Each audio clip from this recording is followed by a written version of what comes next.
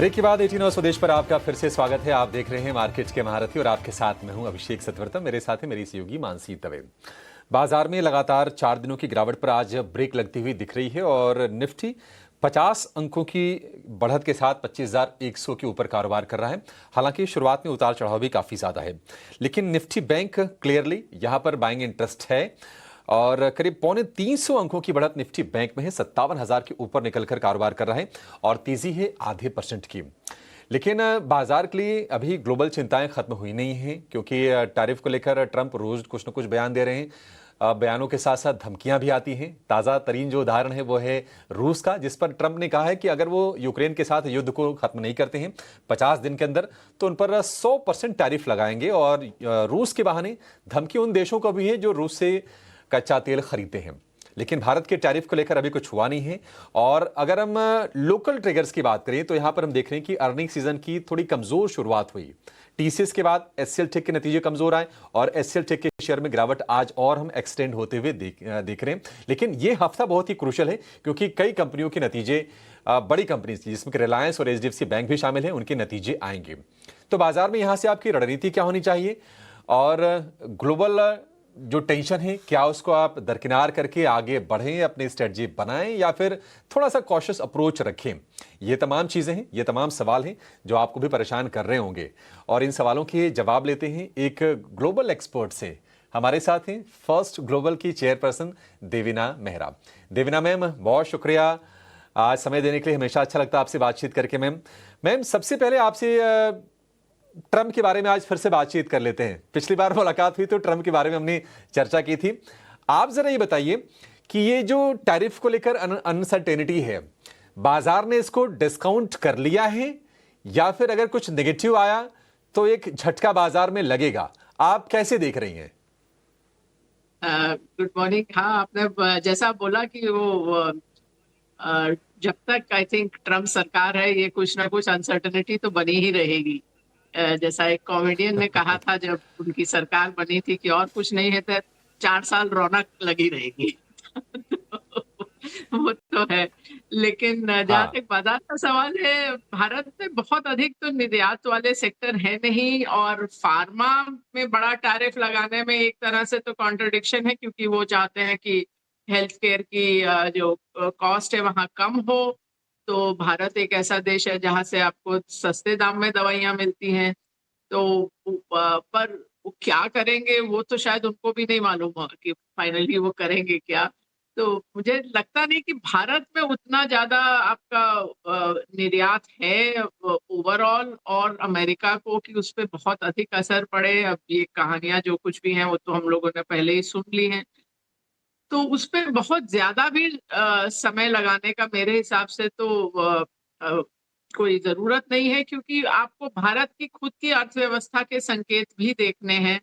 और वहाँ अभी तो सिचुएशन पहले से बहुत बेहतर है। अभी तो स्थिति पहले से बहुत बेहतर है। आप जीडीपी नंबर तो आपको मालूम है एस्टिमेट के आगे आया था, लेकिन सबसे ज्यादा जो मेरे लिए महत्वपूर्ण बात है वो है मुद्रास्फीति या इन्फ्लेशन का कम होना। खासकर की 2 चीज, खाद्य पदार्थों की और कच्चे तेल का। ये दोनों चीज का आपको, अभी मैंने देखा था कि एक न्यूज़पेपर वो जैसे घर की थाली का दाम निकालते हैं, और वो ये नहीं कि इन्फ्लेशन कम हुआ है, एक्चुअल दाम कम हुआ है 1 साल में, जो कभी कभार ही होता है। तो जो बहुत सारे और वस्तुएं थी जो अभी आपके मासिक बजट से बाहर निकल गई थी, तो अब यहाँ से थोड़ा बहुत जो रिलीफ है तो वो कई सेक्टर्स के लिए अच्छा है, और टॉप लाइन के हिसाब से या रेवेन्यू के हिसाब से। और दूसरी तरफ ये कच्चा तेल अब मतलब ऊपर नीचे तो जा रहा है, लेकिन आप साल भर में देखें तो काफी कम हुआ है। उसके कारण पेट्रोकेमिकल के दाम गिरेंगे, उसके कारण बहुत सारे उत्पाद जहाँ ये सब इनपुट के तौर पे जाते हैं, जिनको बनाने के लिए ये सब चीजें इस्तेमाल होती हैं, वहां आपके लिए मार्जिन पे भी कुछ रिलीफ आएगा। बिल्कुल देवीना जी, मानसी दिस साइड अच्छा लग रहा है आपको सुनकर, आपको देखकर। एंड सही कहा आपने, रौनक तो लगी हुई है विदेशी बाजार में जब से डोनाल्ड ट्रंप आ गए हैं। लेकिन हाँ, काफ़ी कंटिंजेंट और अनसर्टेन सिनेरियोज भी हैं। और भारतीय बाजार इन तमाम सिनेरियोज को दरकिनार करके, ये भी सही कह रही हैं आपकी, अपॉर्चुनिटीज़ दे जाते हैं, बिकॉज इकोनॉमिक फ्रंट पर काफ़ी सारे डेटा स्ट्रक्चर्स हमारे लिए बेहतर हैं। लेकिन देवीना मैम, ऐसे में मार्केट पार्टिसिपेंट्स को करना क्या चाहिए? ऐसा भी सिचुएशन आ जाती है जब मार्केट पार्टिसिपेंट्स के पोर्टफोलियोज में कुछ ऐसे बाइज हैं जो कि इस वक्त लॉस में हैं, लॉस बुक नहीं कर पाते हैं। ये एक सिचुएशन है, काफ़ी मुश्किल भी होता है लॉस बुक करना, लेकिन स्ट्रैटेजी क्या होनी चाहिए? और भारतीय बाजार के लिए इस वक्त तस्वीर कैसी देखती हैं आप? क्योंकि अर्निंग सीजन भी है, सेक्टोरल फ्रंट पर भी काफ़ी कुछ है, टर्निंग होती है, लेकिन सेक्टर स्पेसिफिक अप्रोचेस भी ढेर सारे हैं। मानसी, सबसे पहले तो मैं ये कहूंगी, मुझे मालूम है लॉस बुक करना आसान नहीं होता, और ये हमारे लिए बहुत ही, मतलब हमारे दिमाग में ये चीज बहुत हजारों साल से है कि लॉस अच्छी चीज नहीं है, और इसलिए बहुत अंदर से उसमें बहुत रेजिस्टेंस रहती है। इसी के कारण मैं कहती हूँ कि हमेशा आप स्टॉप लॉस पहले से डाल के रखिए, क्योंकि वो अनुशासन बहुत जरूरी है। ये नहीं कि जब बाजार गिरेगा तब मैं सोचूंगी क्या करना है, वो वहीं पे गड़बड़ होती है। और एक दूसरी गड़बड़ मैं आपको बताऊं क्या होती है, लोग बोलते हैं कि अरे मैंने 100 पे लिया था, अभी 70 हो गया, जब 100 पे वापस जाएगा तब मैं इस स्टॉक से निकल जाऊंगा। अब ये बिल्कुल ही गलत धारणा है। बाजार को कोई लेना देना नहीं है कि आपने 100 में वो स्टॉक खरीदा था। तो आप अगर, और ये भी स्टॉक्स के लिए है कि कोई स्टॉक 40, 50, 60% गिरकर भी सेल ही रह सकता है, कोई स्टॉक 80% गिर के और 80% गिर सकता है। तो पिछले साल जैसे कि जब पूरा स्मॉल कैप बूम था, तो बहुत अच्छे बुरे सब तरह के स्टॉक चले थे। और हर बूम में ये होता है कि जो स्टॉक उस बूम में चलते हैं, बहुत सारे कभी वापस ही नहीं आते हैं। ये नहीं कि अगले बूम में वही स्टॉक चलेंगे, तो आप ये अगली तेजी में वही स्टॉक चलेंगे।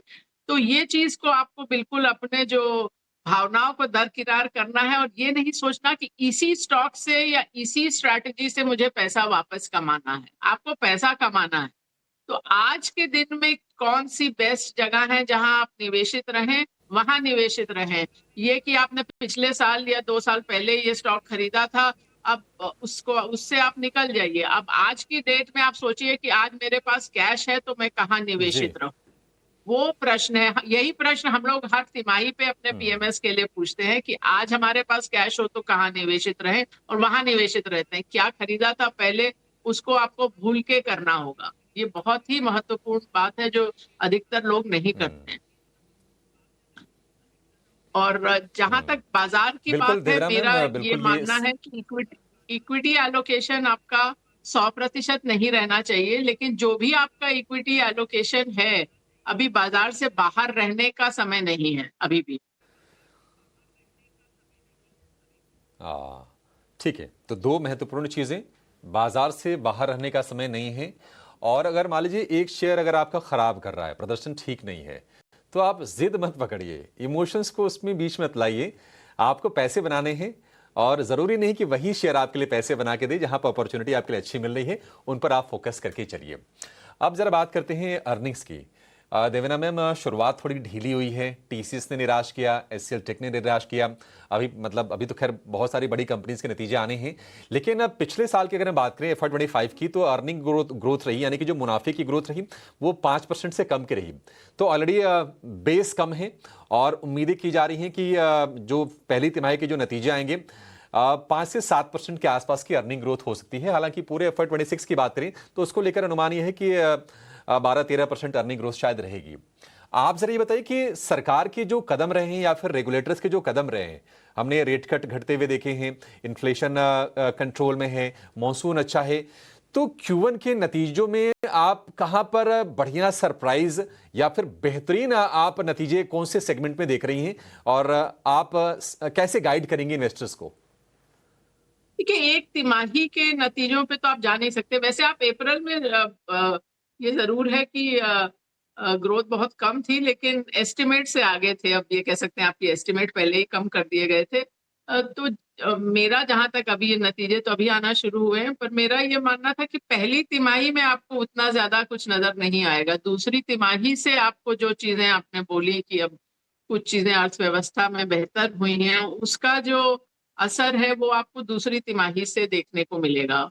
तो वो उतना इस तिमाही में ही सब आ जाएगा ऐसा मुझे लगता नहीं था। तो अभी जैसा आपने बोला कि हाँ, मॉनसून भी एक और फैक्टर है, तो ओवरऑल कुछ चीजें अर्थव्यवस्था में बेहतर लग रही हैं, और चूंकि चीजें बेहतर लग रही थी इसलिए आरबीआई के पास भी उतना जगह थी कि वो रेट काट सके, तो अब ऊपर से तो 1% रेट कट हो गया है। तो आपको थोड़ा सा समय लगेगा ये नतीजों में आने में, मेरा ये मानना है।